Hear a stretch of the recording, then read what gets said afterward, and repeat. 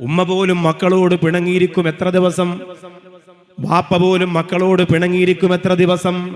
ഭാര്യ ഭർത്താക്കന്മാര് പിണങ്ങിയിരിക്കും, സുഹൃത്തുക്കൾ പിണങ്ങിയിരിക്കും. നിങ്ങളെ ജീവന്റെ ജീവനാണെന്ന് പറഞ്ഞ പലരും നിങ്ങളോട് പിണങ്ങിയിരിക്കും പല നാടുകളിൽ, പല രാപ്പകലുകളിൽ.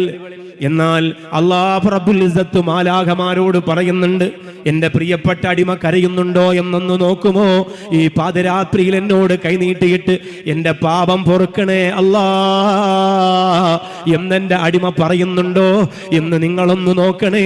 പറഞ്ഞാൽ പാതിരാവിന്റെ യാമത്തിൽ അവന്റെ പാപം പൊറുക്കാൻ ഖബൂലിയത്തിന്റെ കവാടങ്ങളും തുറന്ന് സ്നേഹത്തോടെ ഞാനുണ്ടെന്ന് ആ അടിമകൾക്കൊന്ന് അറിയിച്ചു കൊടുക്കണേ മലക്കുകളെ.